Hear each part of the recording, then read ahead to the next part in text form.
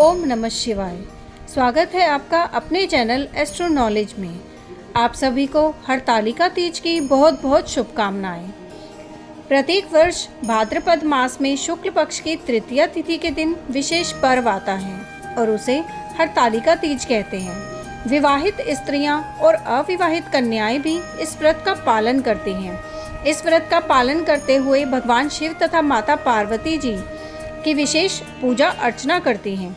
विवाहित महिलाएं अपने पति की लंबी उम्र के लिए यह व्रत रखती हैं और अविवाहित अच्छे वर के लिए यह व्रत रखती हैं। और इस प्रकार से प्रत्येक वर्ष भाद्रपद मास में हरतालिका तीज का व्रत मनाया जाता है। और इसी उपलक्ष्य में आज हम हरतालिका तीज की व्रत कथा का श्रवण करेंगे। तो चलिए आज की कथा आरंभ करते हैं। एक बार भगवान शिव ने माता पार्वती को उनके पूर्व जन्म का स्मरण कराने के उद्देश्य से इस व्रत के महात्म्य की कथा कही थी। भगवान शिव ने कहा, हे गौरी, पर्वतराज हिमालय पर स्थित गंगा के तट पर तुमने अपनी बाल्य अवस्था में 12 वर्षों तक अधोमुखी होकर घोर तप किया था। इतना समय तुमने अन्न ना खाकर पेड़ों के सूखे पत्ते चबाकर व्यतीत किए। माघ की विकराल शीतलता में तुमने निरंतर जल में प्रवेश करके तप किया। वैशाख की जला देने वाली गर्मी में तुमने पंच अग्नि से शरीर को तपाया। श्रावण की मूसलाधार वर्षा में खुले आसमान के नीचे बिना अन्न जल ग्रहण किए समय व्यतीत किया। तुम्हारे पिता तुम्हारी कष्ट साध्य तपस्या को देखकर बड़े दुखी होते थे। तब एक दिन तुम्हारी तपस्या तथा पिता के कलेश को देखकर नारद जी तुम्हारे घर पधारे। तुम्हारे पिता ने हृदय से अतिथि सत्कार करके उनके आने का कारण पूछा। नारद जी ने कहा, गिरिराज, मैं भगवान विष्णु के भेजने पर यहाँ उपस्थित हुआ हूँ।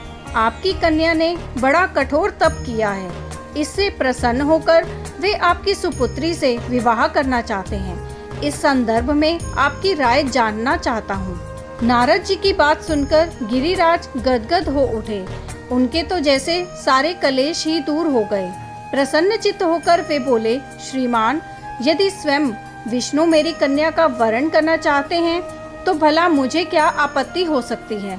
वे तो साक्षात ब्रह्मा हैं। हे महर्षि, यह तो हर पिता की इच्छा होती है कि उसकी पुत्री सुख संपदा से युक्त पति के घर की लक्ष्मी बने। पिता की सार्थकता इसी में है कि पति के घर जाकर उसकी पुत्री पिता के घर से अधिक सुखी रहे। तुम्हारे पिता की स्वीकृति पाकर नारद जी विष्णु के पास गए और उनसे तुम्हारे ब्याह के निश्चित होने का समाचार सुनाया। मगर इस विवाह संबंध की बात जब तुम्हारे कान में पड़ी तो तुम्हारे दुख का ठिकाना। तुम्हारी एक सखी ने तुम्हारी इस मानसिक दशा को समझ लिया और उसने तुमसे उस दुख का कारण जानना चाहा।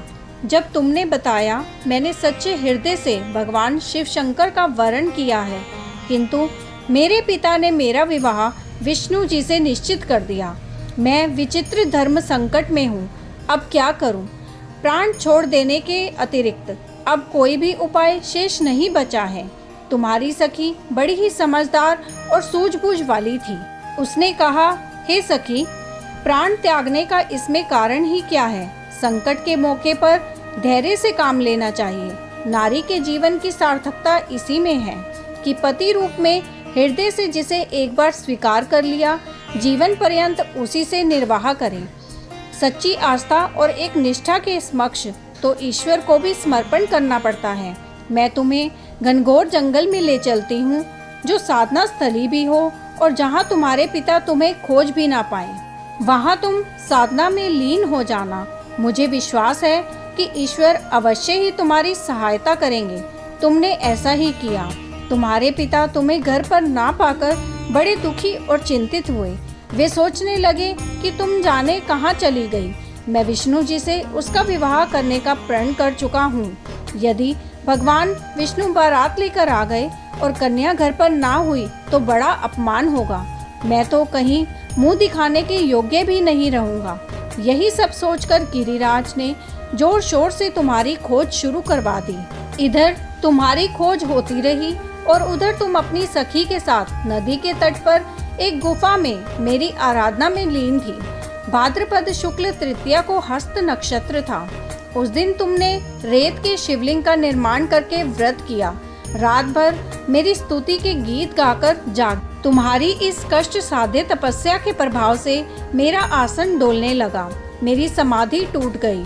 मैं तुरंत तुम्हारे समक्ष जा पहुंचा और तुम्हारी तपस्या से प्रसन्न होकर तुमसे वर मांगने के लिए कहा।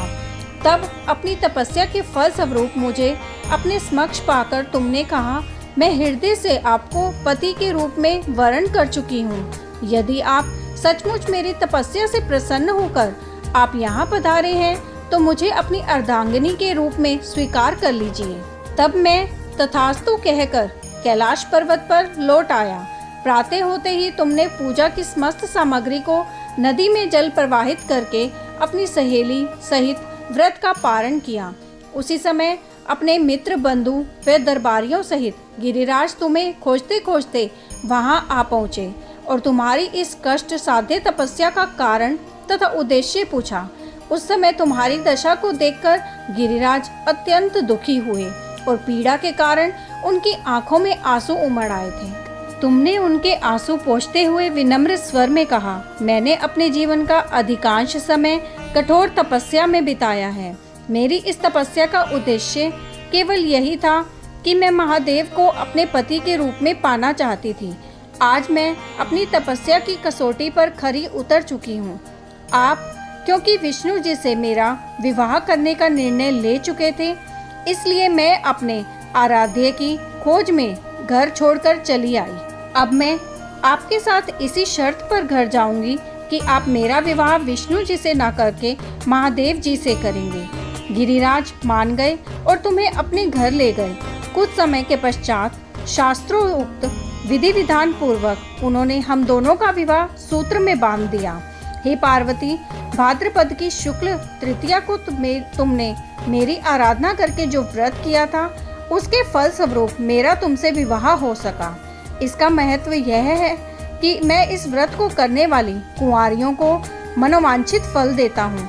इसलिए सौभाग्य की इच्छा करने वाली प्रत्येक युवती को यह व्रत पूरी एक निष्ठा तथा आस्था से करना चाहिए। यही ये कथा समाप्त होती है। तो ये कथा पढ़ता या सुनता है उसकी भगवान भोलेनाथ और माता पार्वती की कृपा से मनोकामनाएं पूर्ण होती हैं। यही ये कथा समाप्त होती है। आगे भी ऐसी ही कथाओं को सुनने के लिए आपके अपने चैनल एस्ट्रो नॉलेज को सब्सक्राइब कर लीजिए ताकि आने वाले वीडियोस के नोटिफिकेशन आपको मिल सकें। ओम नमः शिवाय।